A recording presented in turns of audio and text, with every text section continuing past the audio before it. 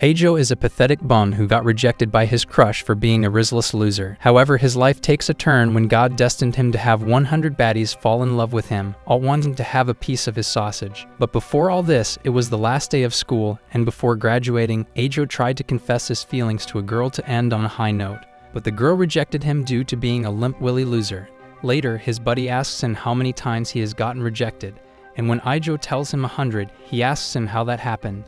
Ajo explains how he has been rizzing girls since the beginning of time, but it still confuses the friend why no girl wants to get clapped by Ajo, as he considers Ajo to be a handsome Chad packing the biggest meat. Later that day, Ajo goes to the temple to pray to the god of love, begging him to give him some baddies on his ding-dong.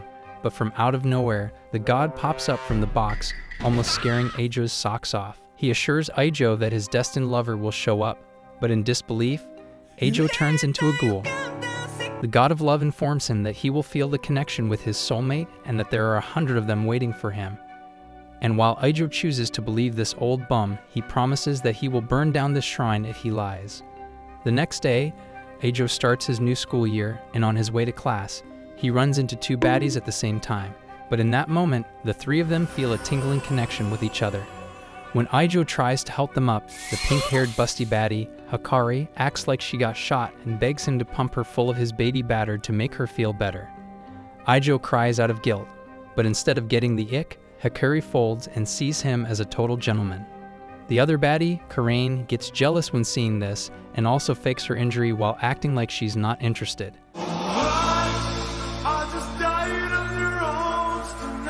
Ajo starts beating himself up out of guilt, which makes the girls worried and gets up from the floor.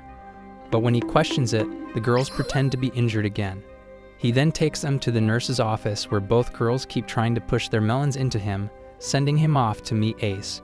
Just then, some girls walk past them, talking about how if someone finds a 4-leaf clover and proposes to someone with it, they would accept their feelings. The girls quickly run away, trying to get their clover. After school, Ajo sees the girls in the courtyard looking for the 4-leaf clover, and he goes to help them. When Ajo approaches Karain, she gets defensive, saying that she's not here for the 4-leaf clover. However, Ajo offers her a drink and she accepts it before thanking him and running away so she can gobble it down somewhere else. Just then, Hikari pops up, and when Ajo also gives her a drink, she asks him to drink half of it first, as she wants to get his indirect kiss. After he drinks a little from it, Hikari gets too excited to drink and ends up spilling it all over, wasting Ajo's precious saliva.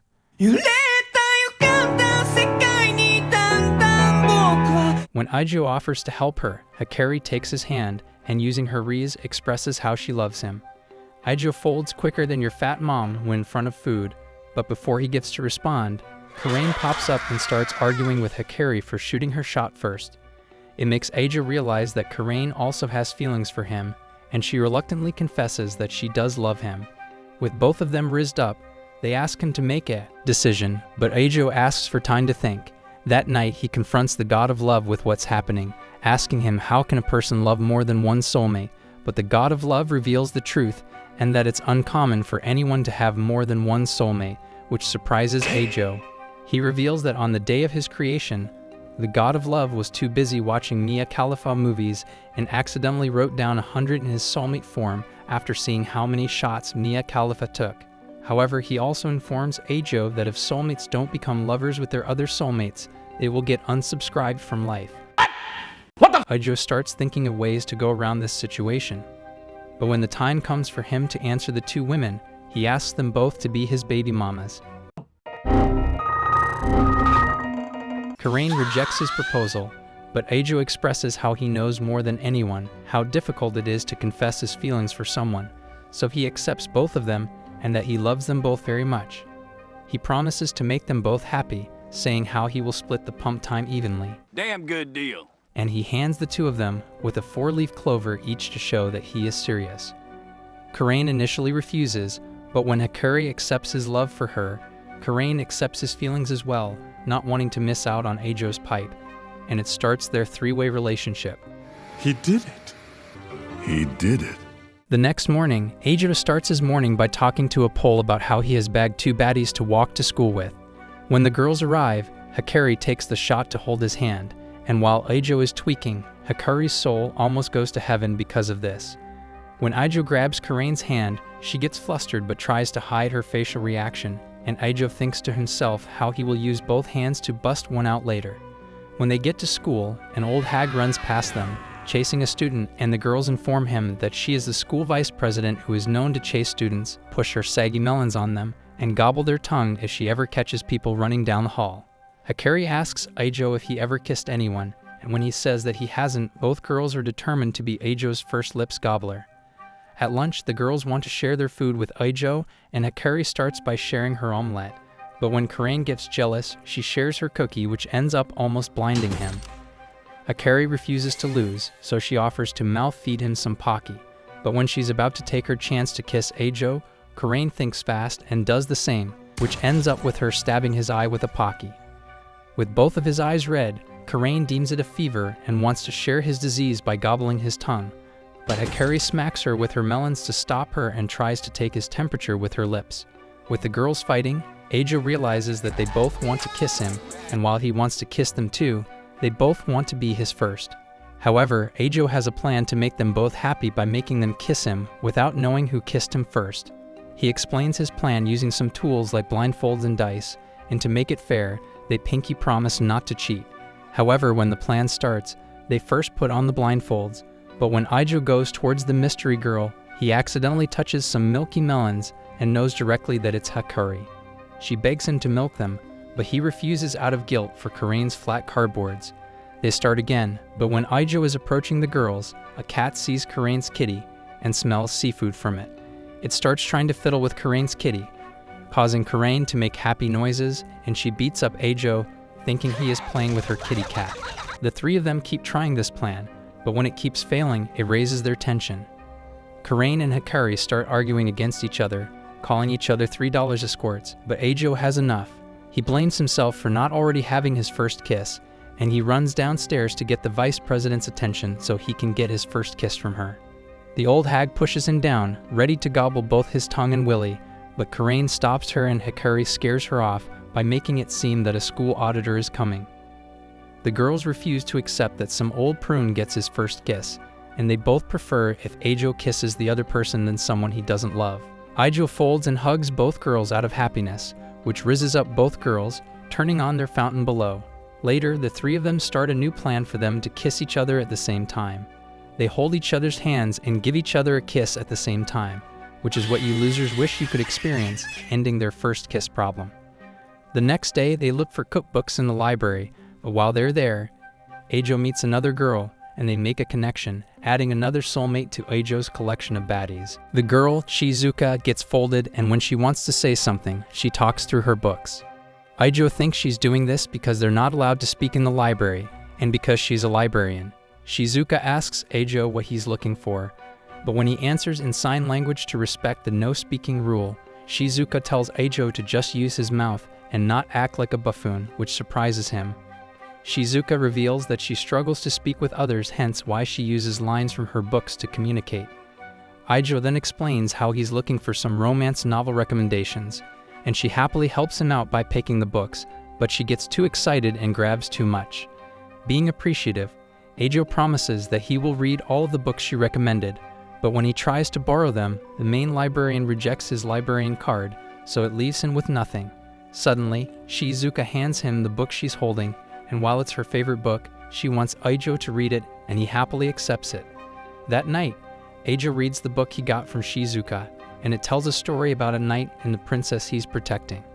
The knight always protects the princess, even from fire-breathing dragons, and after the battle, she heals the knight's wounds, but it heals something else. They become closer to each other, and when the princess is about to be another prince's baby mama, the knight tries to defy fate and become the princess' baby daddy. The volume ends there, and it gets Ijo thinking about his own fate and how he has to provide baby batter for multiple soulmates. The next day, Ijo returns the book to Shizuka, and when he notices that she's carrying the second volume, she lets him borrow it. To repay her kindness, Ijo buys her a drink and they talk about the book at the school park. He praises Shizuka for being able to memorize the book so she can use it to communicate, but Shizuka sadly rejects his praises. She expresses how she's a lonely loser whose only friend is the book she reads, and she thanks him for not avoiding him for it. Ijo gets an idea and borrows the first volume again, promising that he will return it. Later, Shuka is in the library when her fellow librarian notices how she looks happier and suspects that she's been getting clapped daily, but Shizuka assures her that she's not. When she's about to grab a book, it reminds her of how she first met Aijo, which gets her in a good mood. For days, Shizuka waits for Aijo to return the book so they can talk some more, but when he never visits her, she gets curious. Just then, she walks into Aijo with her baby mamas, Hikari and Karain, and when she sees them being lovey-dovey, she realizes how in truth, nobody, not even Aijo, is willing to talk to a freak like her. She recalls how her friends and even her mother beat her up for not talking using her mouth, and it gave her severe depression and anxiety. Afterward, Shizuka is in the library when Aijo pops up. He asks her to download an app from her phone, and when she does, he asks her to download a file he created. When Shizuka opens the file, it surprises her to see that her favorite novel is in the form of an ebook that hasn't been created, and the app has a text-to-speech feature. She realizes that Aijo typed down the novel manually, and he explains that with this app, people can talk to her face-to-face unlike before. Aijo expresses how he understands that it's difficult for Shizuka to speak normally, and she folds to see someone so kind to her. He encourages her to test it out, and the first thing Shizuka tells Aijo is how she loves him. She expresses how she knows that he already has a lover by his side, but Aijo pulls her in, and just like the knight from the book, Aijo defies fate and tells Shizuka that he loves her too. Later, he asks the two other lovers permission to add Shizuka to the harem of baby mamas, but while Karain refuses to accept this BS, Hikari folds after seeing how manly Aijo is to be able to spread love and baby batter with multiple women. Aijo promises that he will show how much he loves them or he will jump to meet Ace if he fails, and without much choice, the girls accept. Then, they all have lunch together and Aijo introduces them to each other. When Aijo points out the girls' cute habits like how Shizuka's toes move following what she's reading or how Hikari likes to nibble on her fingers like it's Aijo's glizzy, the girls get rizzed up, seeing how much Aijo pays attention to them. He then talks about the girls' habits during kissing. And when she hears about this, Shizuka shows her interest in kissing Aijo, but is still too shy to play tongue twister. However, Aijo assures her that he will only gobble Shizuka's tongue with her consent, so he won't get arrested as the new P. Diddy. Then they start eating, and while Hikari and Karain are fighting over who gets to feed Aijo, Shizuka is off to the side, eating peacefully. As the two girls continue fighting, Aijo notices that Shizuka is still shy and reserved from the others. But he has a plan to change that. He presents the girls a card game and the winner gets to tickle the loser. But instead of feeling fear, all three girls want Aijo to tickle them. Round 1 goes to Aijo with Karain as the loser, and she gets happy about it, but when Aijo tickles her, Karain tries her best not to be seen as ticklish. However, when Aijo encourages her to react, Karain can't help but look like she's begging for his ding-dong. Round 2 goes to Aijo again with Hikari as the loser, and she presents her melons for him to tickle, but Karain prohibits her from going too far. When Aijo tickles her, Hikari squirms in pleasure and starts making beautiful happy noises, but before she floods her underground cave, she stops Aijo, not wanting to bust. Then round 3 goes to Aijo with Shizuka as the loser, but when Aijo enthusiastically tickles her, she laughs through her phone like she's Stephen Hawking. While Shizuka is getting tickled, the other two watch from the side, and they are now determined to tickle back Aijo. However, round 4 goes to Aijo as the loser with Shizuka winning the round, leaving the two girls depressed for losing their chance to tickle their man. Aijo presents himself for Shizuka to tickle, but when she goes for it, she starts poking instead and Aijo laughs at the different sensation he's feeling. While she's watching this, Karain feels pissed. Then, Aijo excuses himself to the toilet, but when he leaves, Karain confronts Shizuka for holding back. She calls her out for not going all out, saying that as one of Aijo's lovers, she gets the same privilege as the others. However, Shizuka sees it differently and expresses how she feels that she, the new lover, cannot stand aside Karain and Hikari as their equals. Shizuka fears that both Hikari and Karain's different qualities will make Aijo compare all three of them, and that compared to Hikari's melons or Karain's endless neck, Shizuka has nothing. The girls assure Shizuka that she has her own qualities, starting with her tight rice cakes to her cute face, and the girls become friends, but Karain tells Shizuka that as Aijo's girlfriend, she gets to ask him to do things to her. Meanwhile, Aijo is inside watching them, feeling proud that they made up. When he was getting tickled by Shizuka, He saw Karain get pissed, but while he initially wanted to fix it, he realized that the best thing to do then was to let the girls solve their uses themselves, which now pays off. Then, Ajo rejoins the girls, and they tell Ajo that the punishment for the last round will be replayed.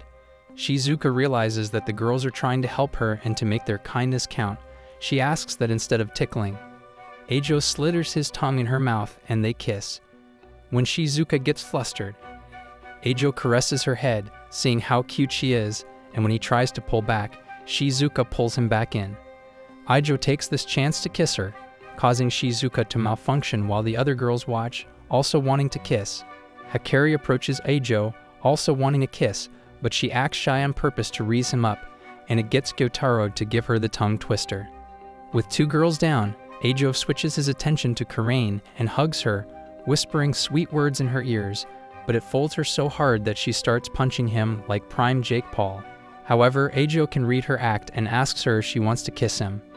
When Karain shyly says that she does, they kiss, making it three girls folded like lawn chairs. He looks at his three baby mamas and tells them how amazing it is that he gets to share one baby maker with all of them. Afterward, the school displays the students' rankings, and while the girls are looking at them, Ajo is looking for his phone. When he finds it in class, he meets Nana, who has no interest in her own grades, but when she looks at Ajo, they both make a connection, and he realizes that she's a soulmate. However, when he tries to raise her up, Nano shows no interest in him. Later, they look at the grades where Hikari ranks the 25th, Shizuka ranks the 44th, Karain ranks the 87th, and Ajo ranks the 88th. When Ajo looks at who ranked first, he sees Nana, who has all perfect scores. He asks the girls about Nano, and Karain informs him that Nano is a genius who only loves efficiency of everything else. During biology class, Ajo is paired up with Nano, and while he's following the lab procedure, Nano refuses to follow due to its inefficiency, deeming lab research a waste of time considering scientist has done their job for them. When he's cutting the onions for the observation, Ajo accidentally cuts his finger. But being efficient, Nano takes his finger and puts it in her mouth, giving it the same treatment as what your mom did to my sausage last night.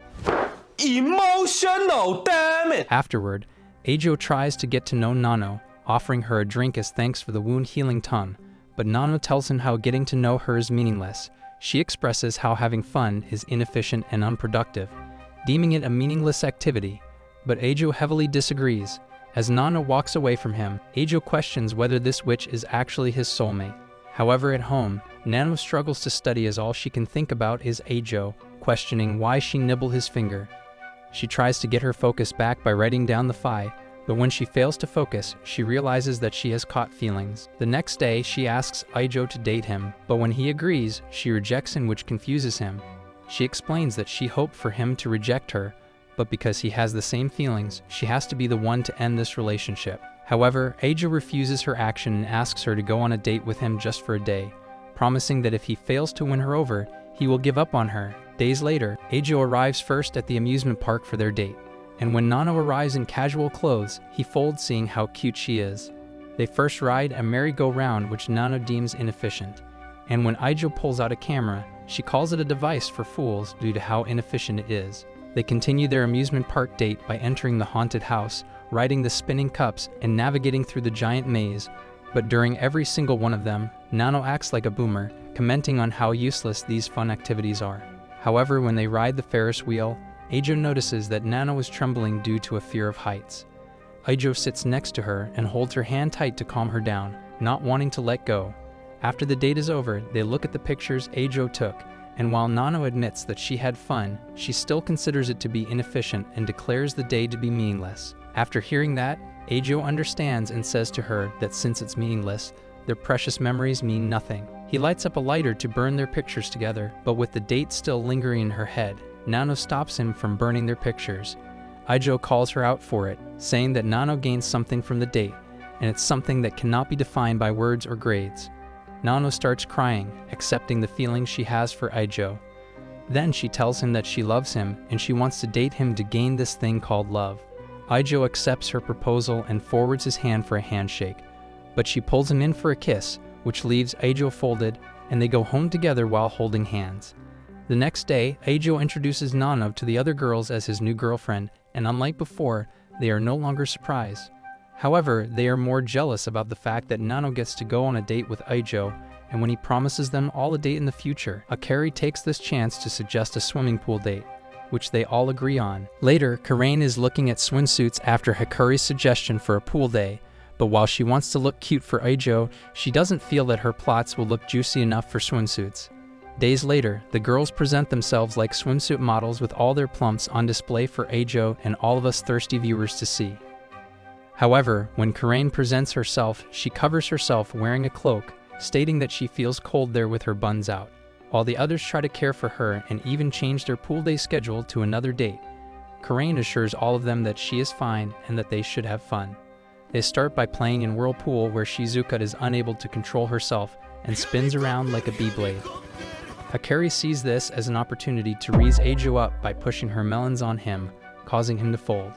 Nano refuses to lose, so she welcomes Ijo's hands to feel her melons, causing Hikari to do the same. The two girls compete on whose melons are milkier between the two, but when they ask for Ijo's opinion, he's dead in the water for losing too much blood due to the extreme plots. The girls panic and sideline him to give him a mouth-to-mouth, but when she does it, her lower cave starts flooding. Nano pushes her away and gives her own mouth-to-mouth.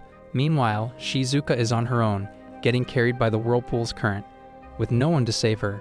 When she tries to swim to the shore, her floaty hits something sharp, leaving her all alone, lost forever with no one there to save her. Back with Ijo, the girls fail to save him, so they look for a male lifeguard. On their way, they run into simps who are looking to clap, and when one of them tries to touch Hikari, Nano stops him before poking his eyes blind. It angers the rest of the creeps, and they threaten to beat up the girls for blinding one of their boys. Nano makes a decision and tells Hikari to find the lifeguard while she, Nano, will take on these three dudes, hoping not to get the Eiffel Tower. Hikari rejects her suggestion, but Nano tries to reason with Hikari, saying that as Ijo's newest girlfriend, she matters less. Hikari disagrees, stating that every one of his girlfriends matters to Ijo, and Hikari tells these creeps that they will never taste their cheeks. Just then, one of the guys attacks, but Ijo pops up from out of nowhere to save the girls. He offers his manly cheeks to these boys, but they have no interest in a sword fight. They tell Ijo to take his girlfriend and leave them with the other girl, but when Ijo reveals that they are both his girlfriends, they refuse to believe it. They order Ijo to kiss them both, believing that he won't do it.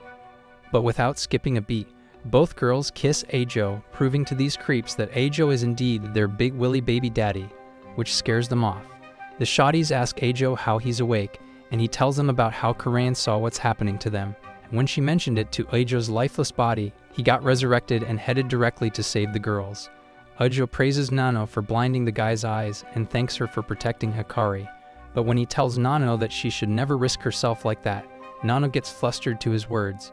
Just then, Karain asks them about Shizuka's whereabouts, and when Ijo realizes that she might still be twirling around the whirlpool, he runs away to find her. Meanwhile, Shizuka is trying to find help using her phone, but when her battery runs out, she realizes she's screwed. Just then, Ijo screams out her name to the whole water park, and Shizuka realizes that she can't use her phone. While she hesitates at first, she gathers all her might to use her own voice and calls for Ijo. He hears her call for help and finds her, saving her from doom. While carrying her in his arms, Shizuka gets rizzed up by how manly he is, so she gives him a deep kiss, causing them both to blush. When they return to the others, Ijo decides to take a break with Karain while the others continue playing. He confronts Karain about lying about being cold, stating that she is feeling insecure due to the size of her melons when compared to Hikari and Nano's bazookas. When Karain tries to retort, Ijo orders her to stand up, and he takes off her top, revealing her adorable swimsuit. She starts beating him up, calling him a degenerate for what he just did. But when Ijo expresses how amazing she looks, Karain folds. Suddenly, Ijo hugs Karain, telling her to feel his heartbeat, and when she realizes how fast his heart is going, she knows that he's telling the truth when he says that she looks amazing. After getting rizzed from head to toe, Karain can't help but kiss Ijo's lips, and they gobble each other's tongues. Then they return to the others, and with a full swimsuit on display, the girls praise Karain's melons, stating that medium is premium. They continue their date together, with all the girls taking turns with Ijo, getting wet in the water in more ways than one. The next day, the girls are rushing Ijo to go somewhere when they walk past a lab, and there, Ijo makes a connection with someone, a busty baddie wearing a lab coat, adding another soulmate to the collection. Later, he goes back there to find the thick Shodi, but he doesn't find her, and he only sees a midget chemist being there. The chemist Kusuri offers him some tea in a lab beaker and enthusiastically asks him to wait for her while she cooks a brand new drug. When she finishes cooking, she presents Ajo with the human magnet medicine and explains that the drug causes all the iron and metal around him to get pulled to him like they're desperate single moms. While he hesitates, Kusuri forces him to chug it down, and just like what she said, metal items start sticking to him like he's a magnet. She suddenly explains that the polar opposite of the drink will pull the drinker to him, so Kusuri drinks it, gets pulled to him, and starts hugging him. However, she can't pull away due to the magnet being too powerful and she needs to take a leak. Ijo tries to get her off him, not wanting to experience a golden shower, but she assures him that it's fine since she's wearing a diaper, and she starts peeing while being attached to him. After the effect wears off, Kusuri shows Ajo more of her drugs while Ijo admires how cute she is. However, she knows that and reveals to him that the tea that he drank earlier has love potions inside it. Kusuri confesses to him that she loves him and that she wants to be his baby mama. She's confident that after giving him the love potion he will accept, but Ajo starts trying to puke out the love potion in the sink. Kusuri starts crying, thinking that Ajo hates the idea of loving her, but Ajo assures her that she's wrong and that he wants to love her fully as himself and not some drugged-up ape. Suddenly, Ajo starts tweaking on the floor. Kusuri pulls out the antidote and tries to give it to him, but because his movements make it difficult for her, she has no choice but to give him mouth-to-mouth. Later, with the love potion out of the system, Kusuri fully expects him to hate her. But to her surprise, Ajo still loves her. They both blush, and she begs him to date her, even begging on the floor. Suddenly, Kusuri's body starts transforming. Her hair grows and her melons become bigger, turning her into the busty baddie Ajo saw before, which surprises him. Kusuri explains that the antidote affected her, as well as her previous midget form, was caused by a drug that helped her become tiny with better eyesight. But with the effect gone, she turns to her real, normal, bad eyesight, thick mommy form. With a creamy plot in mind, Ajo accepts her feelings, and Kusuri hugs him out of happiness. The next day, Ajo explains the addition of Kusuri to his harem, and they all accept her, not being surprised by Ajo's actions anymore. Kusuri informs the others about her love for drugs and reveals that she has brought drugs for all of them. She starts with Karain, introducing her to drugs that would increase her melon size, which confuses Karain on how Kusuri knows that she's lacking in that department, and when Kusuri tells he that Ajo told her, Karain puts Ajo in the Boston Crab. However, when Kusuri tells Karain that Ajo actually sees her as slender and loves her flat melons, Karain hugs Ajo and apologizes profusely. Then Kusuri hands Hakari the hot stuff medicine, and Hakari thinks that this drug will make her grow her cheeks and melons out of proportion to make Ajo cream. However, when she drinks it, she starts sweating and her clothes start melting, and Kusuri explains that it's a drug that melts clothes to reveal the plots underneath. Ajo quickly gives Hakari his jacket to cover up with, but when she smells his sweat on it, she starts screaming and thanks Kusuri for the assist. Then, Kusuri gives Shizuka the Shizuka Bun Bun fantasy medicine, and when Shizuka drinks it, she grows furry ears. Ajo touches the very sensitive ears and caresses her like his pet, causing Shizuka to enjoy this tingly sensation. Then, Kusuri gives Nano the hair control drug, which turns her hair into extra arms for efficiency. Nano uses the hair and lifts Ajo to kiss him, but Kusuri warns her that she needs to take a new dose every 10 minutes, and that using too much will make her bald. Nano expresses how she doesn't mind going bald, and while Ajo tells her that he will love her bald or fat, he also tells her that he loves her hair, which makes Nano want to reject the drug. Afterward, they have a picnic and Kusuri talks about how she wishes to continue developing drugs as her dreams. Just then, Kusuri needs to pee, but before leaving, she informs the girls that the tea for Ajo and the girls are different, and when they ask why, she refuses to give the real answer. They argue about which tea is which, but they use logic and determine that the pink one is Ajo's considering how small it is in quantity. When Kusuri returns, she realizes that they poured the wrong tea for themselves, as the blue flask was meant for Ajo and it contains a drug that will make him want to kiss her. Ajo tells Kusuri that he doesn't need any drugs to kiss her, and Kusuri jumps to kiss him. However, Karain suddenly pulls Kusuri away and eats her.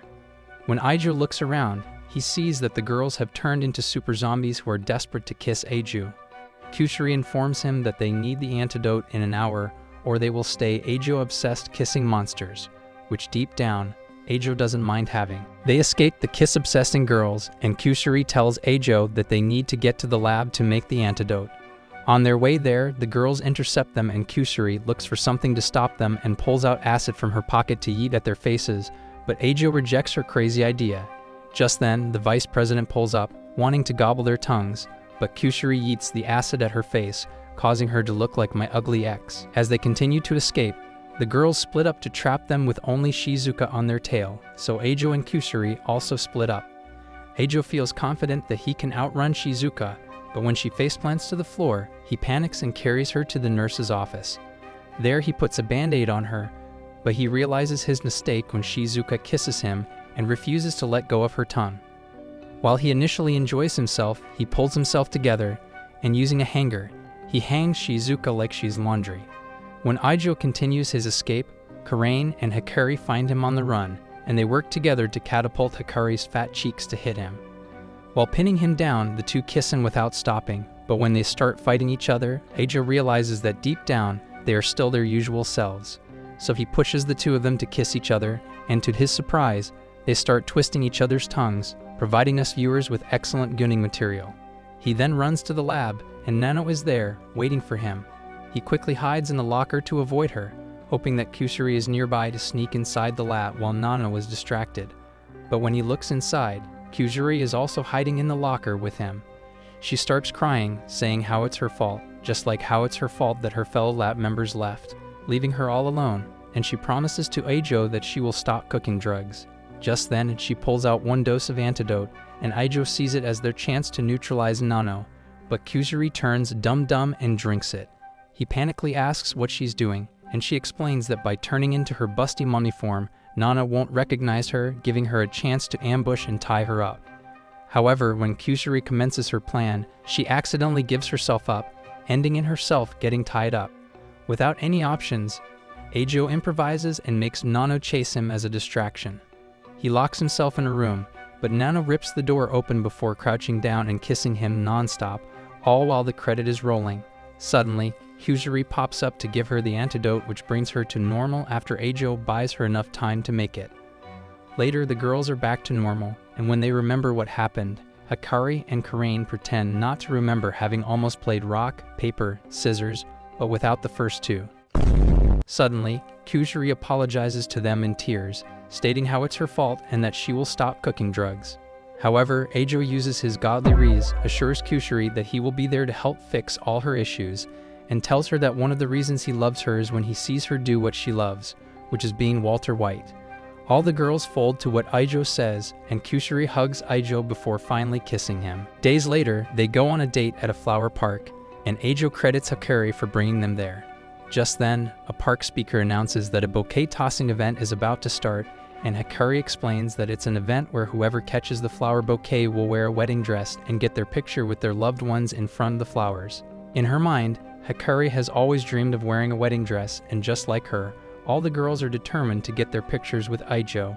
However, when they see that they're competing against a smelly, muscular group of bikers, led by an even smellier muscle mommy, they decide to work together. Before the battle starts, Ajo creates a banner for the team with "My Baby Mamas" written down on it, and it gives the girls extra motivation to win, all for his precious baby maker. With Shizuka on the side, waving the banner, the competition starts, and the biker gang competes roughly by yeeting their own members at the other competitors. Karain has enough, declares herself as a fellow member, and goes toe-to-toe with their muscle mommy leader. Suddenly, in the sky, Shizuka is floating with the banner as her parachute after she got carried by the wind, and when she gets close to the banner, she grabs it in her arm, but her action leads her falling to the ground. The team panics, not knowing what to do, but when the girls attempt to catch her, Shizuka bounces on their milk pillows, and Ajo catches her from landing on the floor. With the bouquet in hand, they win the competition, but it's time for them to decide who gets their picture taken with Ajo, and Hikari already has a plan. She presents them with a game of pulling a stick, but she already planted a special stick that guarantees her win. To avoid suspicion, she asks for Nana to take the first pick, but when she suggests that they all pull a stick together, Hikari realizes that her plan is flawed. However, she still ends up with the winning stick, and she celebrates like crazy. Suddenly, Kusuri cries for not winning, and when Hikari sees her tears, she realizes that it's best if the person who gets their picture taken is someone who will cherish her moment forever, which is not her. She offers the winning to Kusari, but she rejects Hikari's offer as she also wants to see Hikari happy. Then, Hikari suggests that they all join in her picture, but unlike the others, only Hikari gets to wear the wedding dress, which is a dream come true for her. She thanks Aijo for fulfilling her dream and for everything he gave her, but she suddenly makes a request, which is for him to break up with her. Afterward, Hikari leaves right after the photo shoot, leaving the others not knowing what's happening, and when Aijo fails to call her, he uses the creamy pictures Hikari sent him to track down her address. When Aijo goes to Hikari's house, he is taken aback to see how rich she actually is, and when she spots him, Hikari orders him to hide from the security. Hikari calls him from an unknown number, and while Aijo expresses how he loves her, she tells Aijo that she hates his guts. However, Aijo asks her not to lie and speak the truth, and she informs him that her strict mother has found out and that she's planning to send Hikari to another school. Suddenly, Hikari's mother catches her on the phone, and the mother threatens Aijo to stay away, or she will feed his willy to the dogs. She threatens Hikari that if she doesn't stop meeting Aijo, she will send him to an Isekai, and Hikari begs her mother not to do it. Meanwhile, Aijo is feeling hopeless not having any leverage to do anything, but when he starts remembering his moments with Hikari, he realizes he needs to do what's necessary.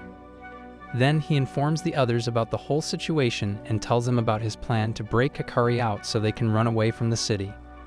Aijo begs his harem to wait for them to return, but Karain strongly disagrees with his idea.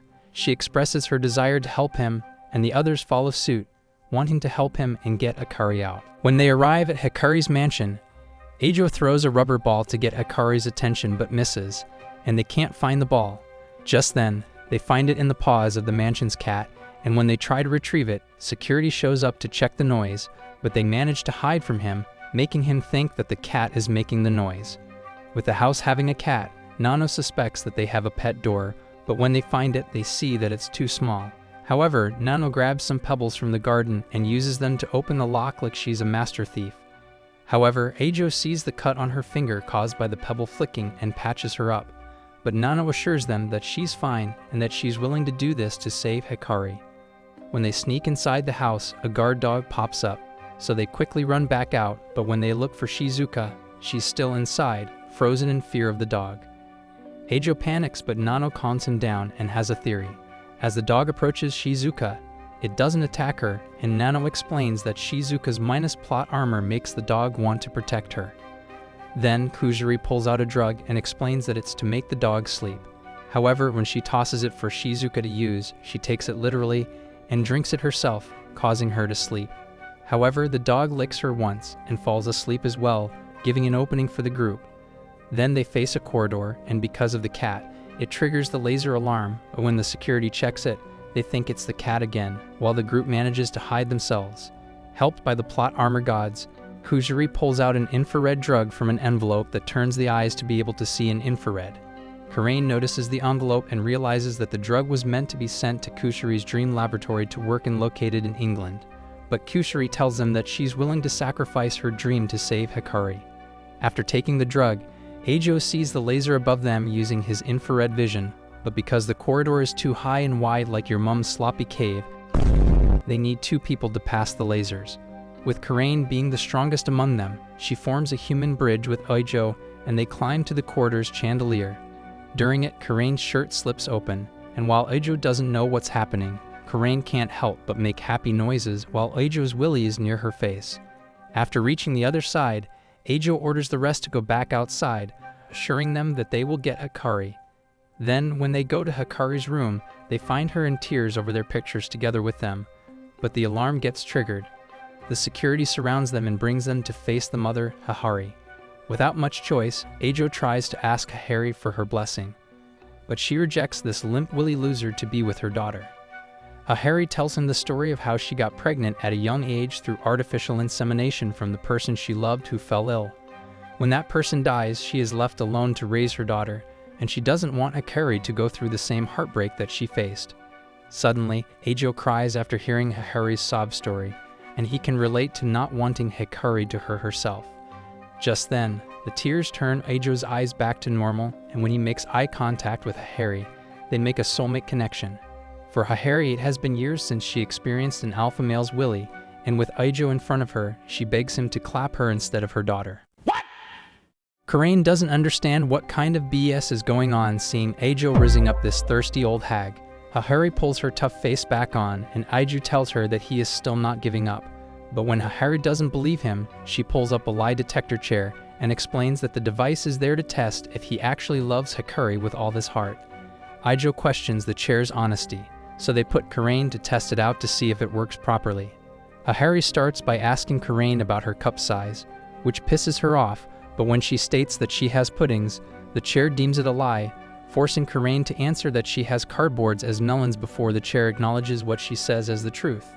Then, Hahari asks Karain if she loves Ajo, and while she says yes, the machine declares it as a lie, causing Ajo to lose 8 piss every time the chair states that Karain doesn't love him. However, it takes Karain to spill out her heart fully to Ajo for the chair to acknowledge her truth, and it resurrects Ajo from almost meeting Eren.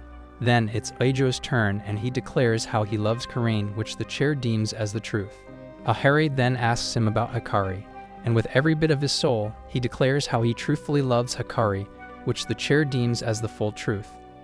Suddenly, a maid comes in panicking, reporting that Hikari is about to jump from the window. Karain quickly takes Hahari as hostage, stating that she will clap her neck. Karain tells Ajo to save Hikari, stating that if he runs away with her, she and the others will be okay and will wait for them, no matter how long. When Ajo leaves, Hahari gets angry, saying how she will show Karain what a mother's love is like. However, Karain laughs at her statement after she sees how Hahari ignored her own daughter's feelings and made her cry. Meanwhile, Hikari is at the window with security surrounding her, ready to jump when Ajo shows up. Hikari tells him that her mother will forever hunt their life, hence why she wants to backflip so she can meet Ace. However, Ajo tells her that a life without her is a life not worth living, and he starts crying, saying how he loves her and wants her to be with him forever. Hikari calms down and agrees to be his forever, but when she looks down, her adrenaline wears off and she realizes how scared she actually is. Suddenly, she slips, and while Hahari and Karain arrive to see what's happening, Ajo lunges at Hikari, maneuvers mid-fall, and lands on the pool to save them both from going to an Isekai. The others quickly save them, and after getting out of the water, Ajo embraces Hikari. Just then, Karain slaps Hikari, calling her an idiot, and they cry together. Hahari asks Ajo why he jumped with Hikari, knowing he could die, and he rizzes her up, saying that he's willing to die for his baby mamas. The mom bows down, asking Ajo to take care of her daughter, but Ajo takes it a step further and tells both Hikari and her mother that he will love them both for a mother-daughter double pumper. Later, the girls take a hot bath together, but because the girls start playing with each other melons, Karain gets insecure and leaves early.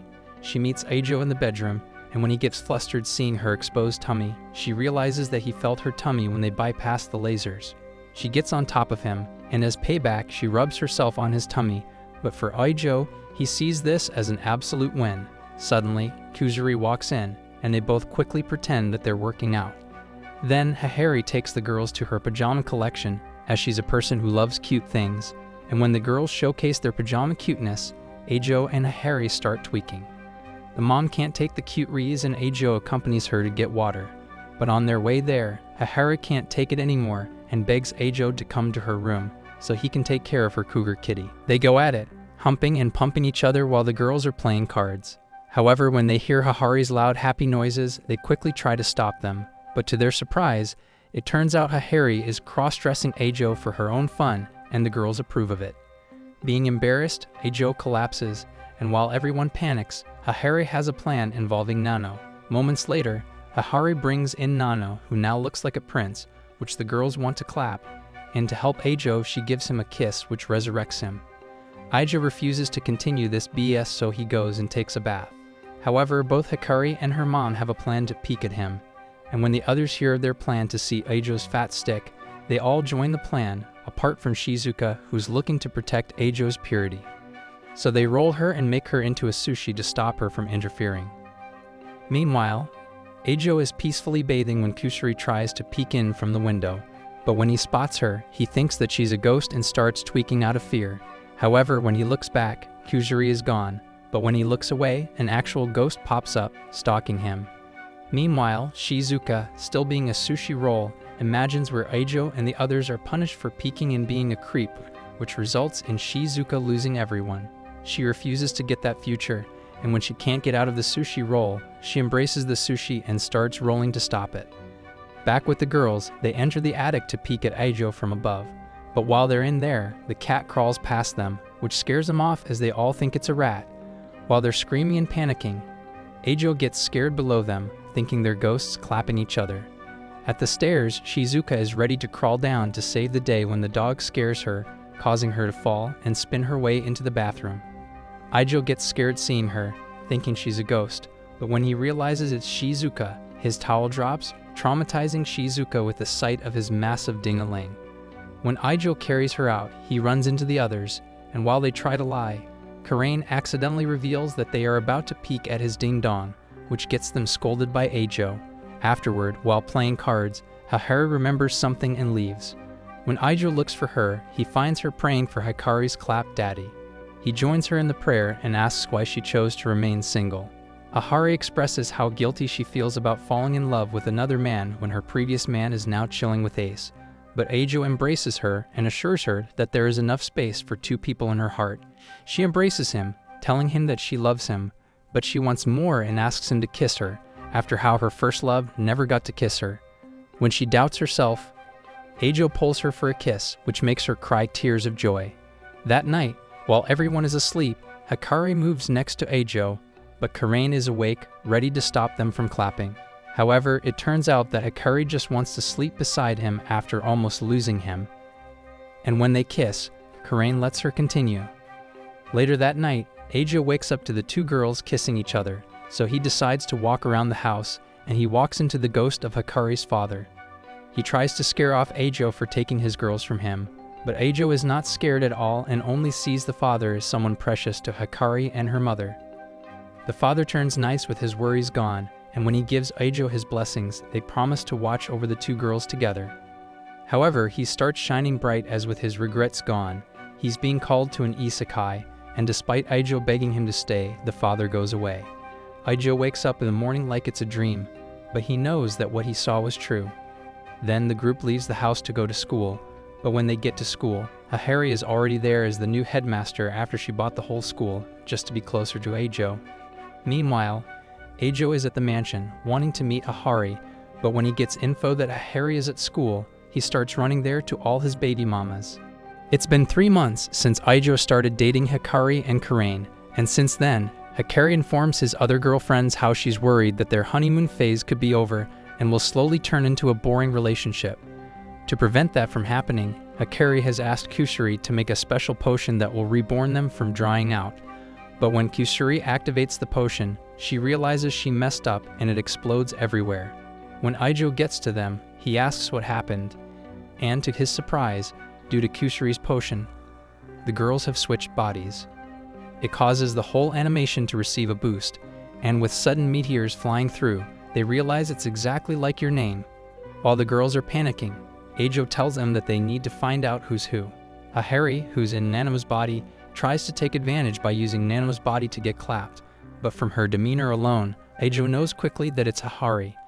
Kusuri tries to play it off in Ahari's body, but from her personality and her small bladder, Aijo knows it's Kusuri. When Aijo looks at Kusuri's body, he realizes it's Ahari from how she acts like the local hot moms in your area. However, when he looks at Ahari's body, he sees her playing with her plots and realizes that Karain, who usually has cardboard for her torso.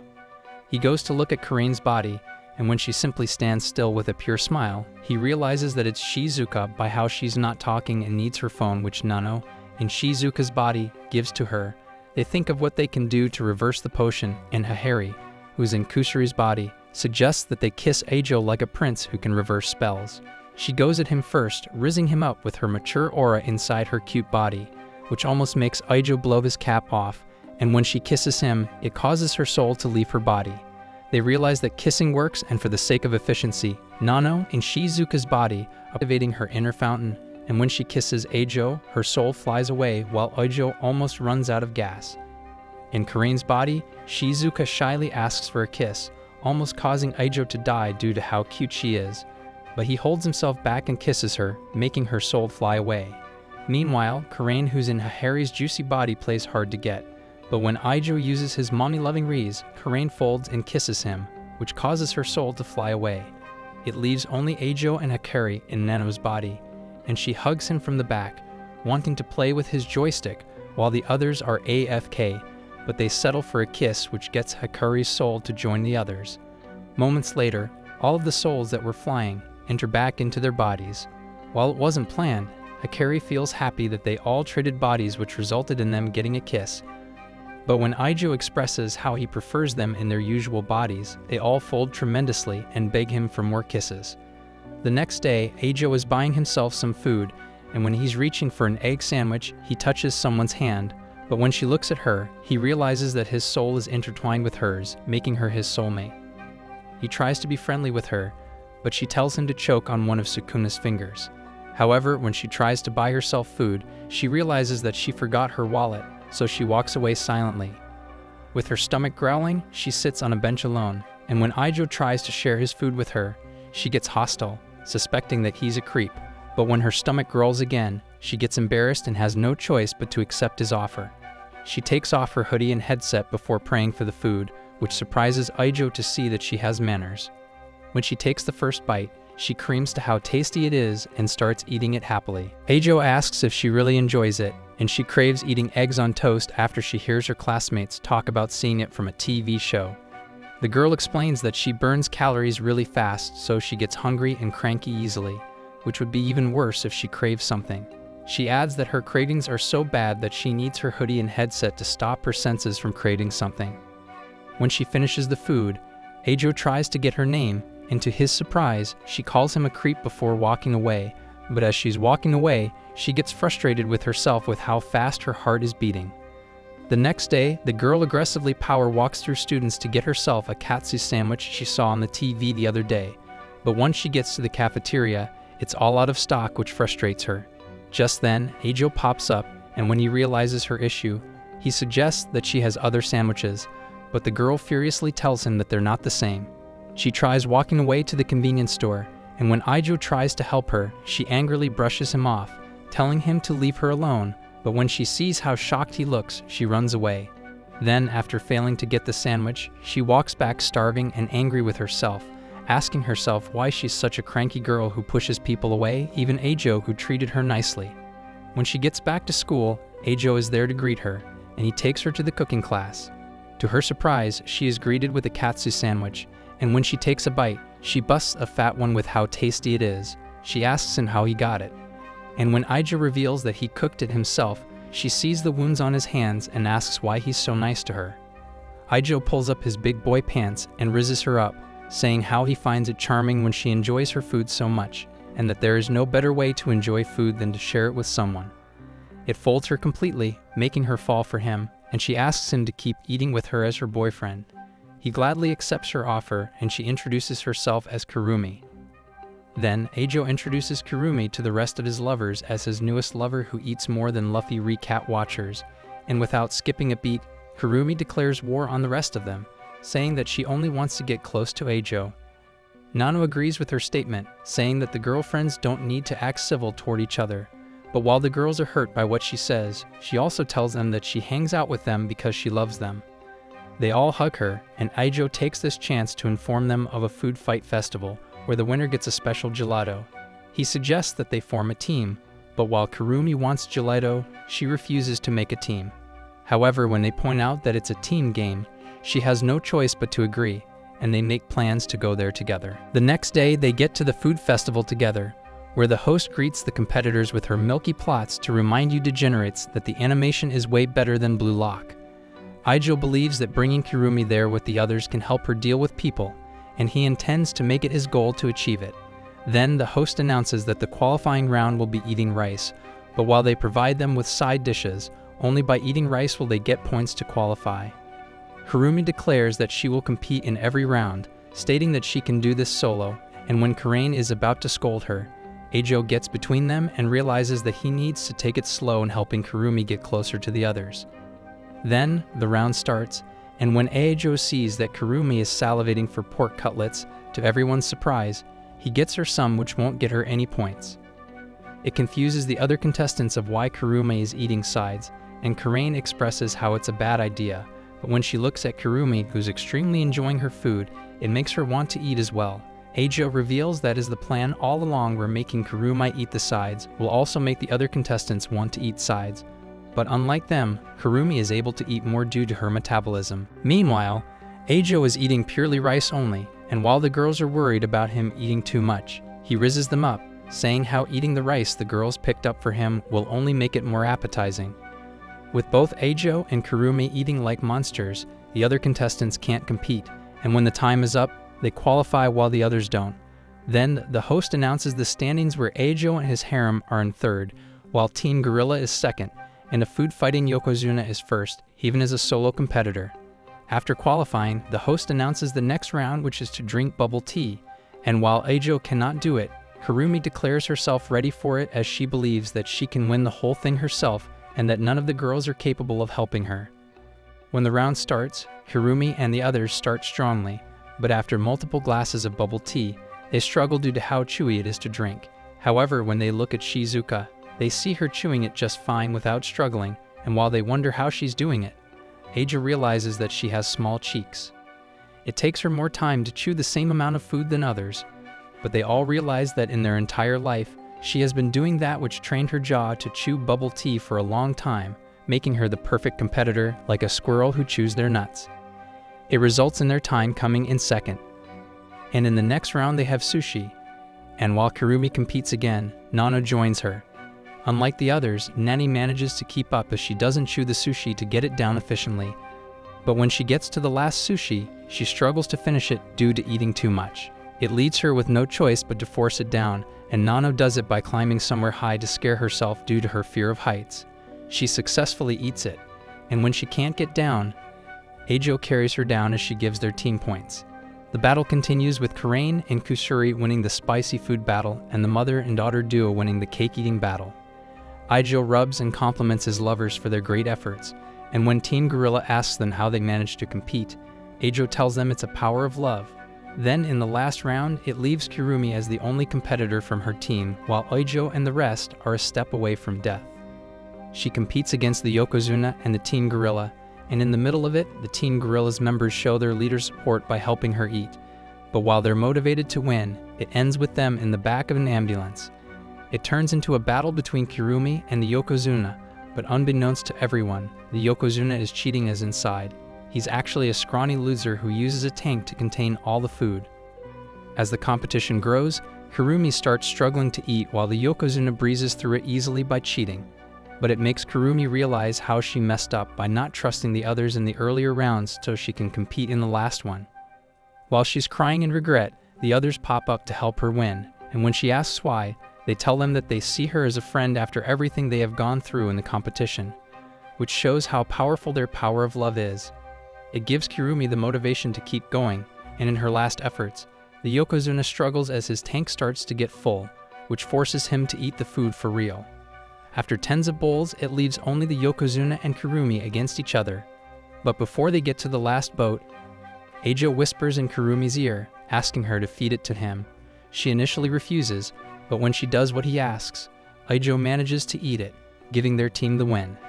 Afterward, the team celebrates by eating their long-awaited gelato, and when Kurumi apologizes to the others for being rude to them, they all share their gelato with her, showing that they have forgiven her.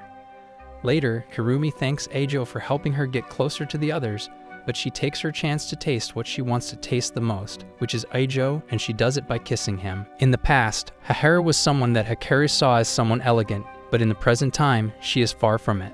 Haharu brings some baby clothes for them and informs them that Kusuri has made them a potion that turns them back into babies, but she also has the antidote for it. Haharu begs them to try it so she can play mommy to them, but that angers Hikari, and she tells her how it's embarrassing as a daughter to see her mother like this. Hikari apologizes to Hikari and assures her that she will be her mother first and foremost. Wanting to lighten the mood, Kusuri sees a cat and stupidly yeets one of the potions for the cat to catch it, but it ends up breaking and exploring everywhere. When the dust settles, apart from Eijo and Hikari, every one of the girls has turned into a baby. When they look at them, they see how cute they really are and how much it makes them look like parents. However, things take a turn when Shizuka gets scared seeing Eijo and wants to run away, while Kurumi gets hungry and wants to drink milk from Hikari's melons. It gets worse when Nano tries to escape and pokes Eijo's eyes, while Kusuri tries to play with her potion. Meanwhile, Karain joins Kurumi in drinking milk, but it causes them to fight each other over who gets more milk. However, when Hikari tries to scold them, they start crying loudly, and despite Hikari's attempt to calm them down, they continue crying. Just then, Hikari climbs her from the back and starts pulling her hair, but to her surprise, she pats Hikari's head to calm her down. It causes Hikari to lose focus and drop the babies, but before Karain and Kurumi fall on their heads, Eijo catches them both while sliding his face on the floor. When he looks up, both babies laugh at him, followed by the other babies who find it amusing. It gives Eijo an idea, and he continues sliding his face on the floor for the next hour. Then, due to laughing too much, the babies are asleep while Eijo is dripping in ketchup. It makes Hikari realize just how difficult it is to raise a child, but while she believes that she is a burden to her mother, Eijo informs her that Hikari once told him that she saw Hikari as the light of her life. At that moment, Hikari recalls how every time she interacted with her mother, Hikari always treated her with love. When they all return to normal, Hikari apologizes to her mother for what she said before, and remembering how Hikari always acted cold in the past, she supports her mother in her brighter phase in life where she's in love with Eijo. Hikari feels touched by what her daughter says and she comforts her. The next day, the group is enjoying their picnic when they start noticing how pretty everyone's eyes are. Hikari tells them that her personal maid, Mado, also has the most beautiful pair of eyes. Shizuka asks Hikari what color are they, and to their surprise, Hikari tells them it's a rainbow. It makes them all curious to see. But as a maid, Mado explains that she has to always smile with her eyes closed as part of her etiquette. However, when she tries to open her eyelids, she can't do it due to her facial muscles being so used in that position. Even when using her hands, she can't open her own eyelids, which worries the others. Suddenly, Shizuka gets an idea, and she tries to scare off Mado as a tactic. But while her cute and pathetic attempt is useless, it gives the others ideas. Nano approaches Mado with a cutter, wanting to stab her. But when she does it, Mado still doesn't open her eyes. Nana reveals that she retracted the cutter before stabbing her. But it traumatizes everyone so much that Shizuka starts crying. Nano feels bad about what she did, but Eijo hugs them both, saying that they're not at fault. Kurumi tries her own method by giving Mado delicious food, but when her eyes don't pop out after eating it, she realizes that she's the only fat pig around who creams after eating something. Hikari asks her directly what makes her so happy that her eyes will open wide, and when she reveals that she feels happy when Hikari is happy, it gives Hikari an idea. She pushes Karain towards Hikari, saying how Karain should get cozy with Hikari, and while she's reluctant at first, Karain folds after she smells how similar Hikari is to her daughter. Before they kiss each other, Hikari yeets Karain away, leaving Hikari frustrated for failing to kiss Karain. But Shizuka and Kusuri quickly cuddle her, which makes Hikari happy. Even with Hikari happy, Mado still doesn't open her eyes wide enough for the others to see, but Eijo feels that he needs to do something about it. He suggests that they make her laugh so hard that she opens her eyes, so he tells her a joke. Eijo informs Mado of what happened the day before when he was talking with Kusuri about a potion that would make Diddy stray away from them.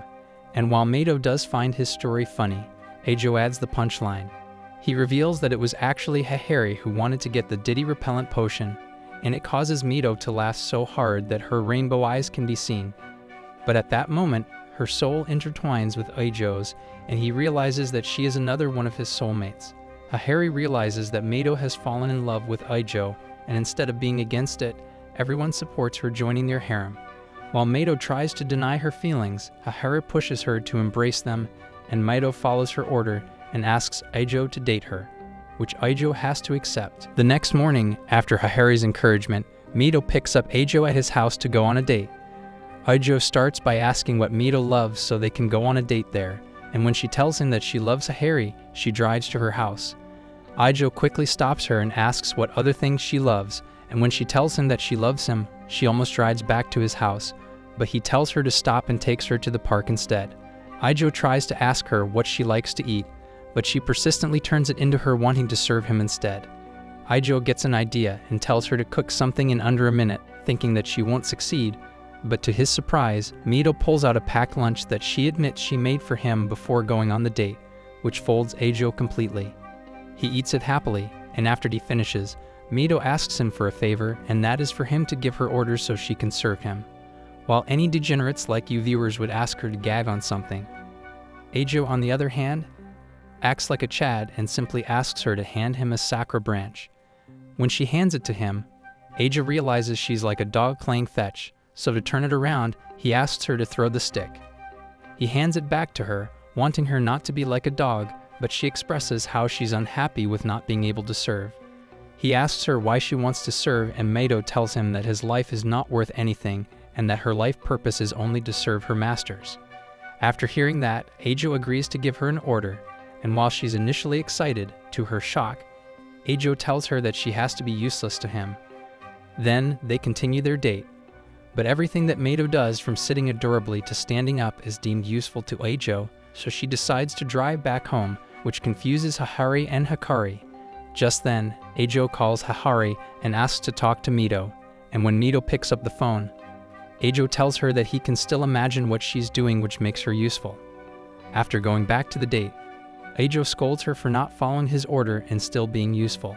Mito realizes that the only way to fulfill his order is by ending her life, and Ajo tells her that she's correct and that she's serving him just by existing.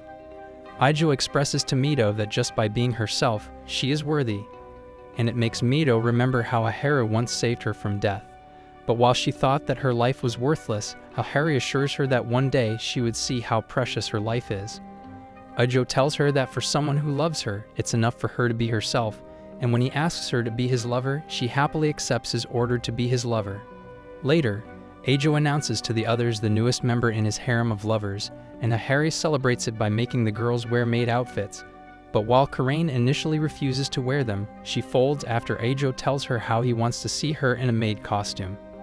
After they wear the outfits, Mito talks about how maids cannot get themselves dirty at all costs, but that gives Hahari an idea.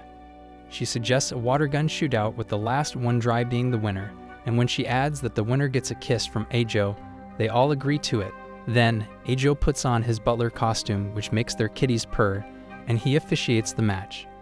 When it starts, Karain goes on the offense at Kurumi, but while she manages to dodge Kurumi's shots due to her lack of melons, she gets blindsided and shot by Kusuri. Suddenly, Nano shoots her from the back, and with two girls eliminated, Hahari takes a picture of them wet and posing.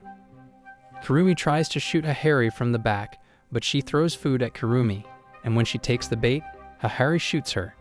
Just then, Nano tries to take advantage, but she is faced with Mito, creating a battle between two monsters. However, Nano deems the battle inefficient, so she changes her focus to Shizuka, but to everyone's surprise, Shizuka manages to shoot randomly and hits both Nano from above and herself, eliminating both of them. It leaves Mito against Hikari, who's using her own mother as a human shield against Mito, who's loyal to her master. Hikari orders Mito to eliminate herself for Hahari's sake, but before she gets to do it, to everyone's surprise, Hahari eliminates herself first, giving an opening for Mito to show Hikari and win the battle. However, Mito quickly attends to Hahari, and it causes her to also get herself wet, leaving the competition without a winner. But Ajo declares that everyone is the winner after the battle they endured. Then, with the victory in hand, Mito kisses Ajo, and after everyone gets their turn, it leaves Ajo wet and looks like a guy that your mom would call daddy at night. After the food festival, all the girls gain weight at the same time, and they decide to go home without Ajo to undergo their secret girlfriend training. Meanwhile, Ajo is heading home when he walks past a girl from the baseball team who's trying to recruit members. But when she locks eyes with Ajo, their souls intertwine. She starts fidgeting and introduces herself as Eku, a member of the girls' baseball team. She tells Ajo how she's the only member of her team after her whole squad went aboard to study baseball, but she now needs 8 other members to compete by the end of that week, or her whole club will be deleted. IQ talks about how, just like her training, she's persistent in recruiting new members. Suddenly, while swinging her bat, she falls over due to the pain and exhaustion. But to Ajo's surprise, she enjoys the pain like a certain crusader from another world. He offers to help her, and while she wants him to shove his bat somewhere, they opt to train instead. He keeps hitting the ball while IQ catches them, but with each slide she feels more pain that brings her pleasure. After training, Aiku gets on her knees and massages Aijo, thanking him for helping her train, and Aijo tells her that he's willing to help her again. The next day, Aiku enthusiastically walks around after realizing she has fallen in love, but to her shock, she spots Aijo walking past while holding hands with Nano. After school, when Aijo shows up for their training, Nano confesses her feelings for him and asks him to date her, but Aijo rejects her, stating that he already has 8 girlfriends. Instead of feeling sad, Aiku feels pleasure after getting rejected and starts tweaking.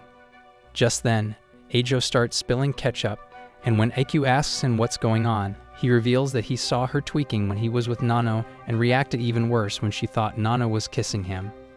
Aijo reveals that he pretended to reject her after seeing how much she enjoyed getting her heart broken and asks her to date him for real. Aiku asks him about his 8 girlfriends, and Aijo assures her that he will make her and all of her girlfriends happy, and after hearing that, she agrees to date him. The next day, he introduces Ikkyu to the others as a new lover, and Ikkyu asks them to smack her, saying how she feels inferior compared to them, which makes the others realize how precious she is. Then, Aijo asks his girls if they want to play baseball and explains Aikyu's situation with her club being at risk. Karain suggests that Ahari just uses her power as chairman to overturn it, but Ahari informs them that she refuses to abuse her power and give out special treatments. Just then, Hikari is curious about something, so she asks Aijo if he will be there for their baseball game, and when Aijo tells her that he will, it gives all the girls the motivation they need to join the team so they can lose weight by playing baseball.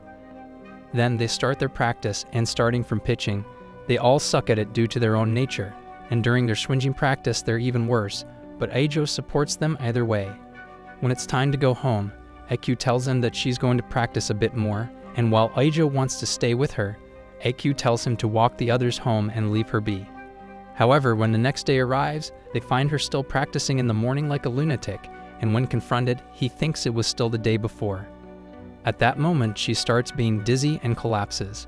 They bring him to the nurse's office, and because of class, they all leave her there. However, when she wakes up, Ahari is hiding under the bed like a creepy, and she overhears her conversation with Aijo. While he's trying to stop her from going overboard, Aiku wants to win the match and reward herself and the others for their hard work, hence why she refuses to stop, but Aijo realizes that he has to forcefully stop her. Later in training, Aijo is about to commence a plan to stop her when the other girls confront Aiku and inform her that they know the reason why she's pushing herself that hard. They declare that they will help her win, and while Aijo is crying due to what he's witnessing, they all combine their hands together and enthusiastically stay for practice together. The next day, they arrive to face a team of girl dinosaurs, and when Aiku takes the pitch, they recognize her and realize that while she's their ace, she has issues during every baseball game. Aiku manages to get 3 strikes to hold the opponents to 0 points, but when it's their turn for offense, Karain steps up. The steroid-using pitcher throws her a fastball called Tyranno Cannon, and while Karain manages to hit the ball, it blitzes her bat away. Their lizard leader starts yapping about how it's an unstoppable ball and presents themselves as the Dino Duo. After rounds of 0 points from both teams, Aiku steps up, but when she hears the players getting cheered, she loses focus completely and doesn't swing. She then gets a second strike, and their Dino leader realizes that Aiku is still facing the same issues from the past, so she signals to her pitcher for a full power throw, which causes Aiku's bat to bend and her hand injured. With Aiku unable to pitch, Aijo's team is without their ace, and they are falling behind in points against Team Jurassic. However, their leader still wants more damage, and when she spots Shizuka, she targets her specifically. In the next round, she approaches Shizuka and whispers to her ears, saying how she's pulling her team down by messing up the most. It affects her mentally heavily that she starts messing up fatally, causing Team Jurassic to gain 3 more points. In the huddle, they calm Shizuka down, and Kusuri tells the others how their leader was trash-talking Shizuka before, and it makes Aijo and the girls fall silent. In the next round, Karain steps up to bat, and when the lizard leader tries to trash-talk her by bringing up Shizuka, Karain gets so angry that she manages to overpower the ball and hits it like a Super Saiyan to get a home run. It starts a comeback for Aijo's team as every single one of them is furious after what happened to Shizuka, and they rack up points. It shocks the lizard leader, and when she looks at her opponents, she sees Aijo and her Super Saiyan girlfriends. With their comeback almost complete, they are 3 points behind, and Kusuri takes steps up.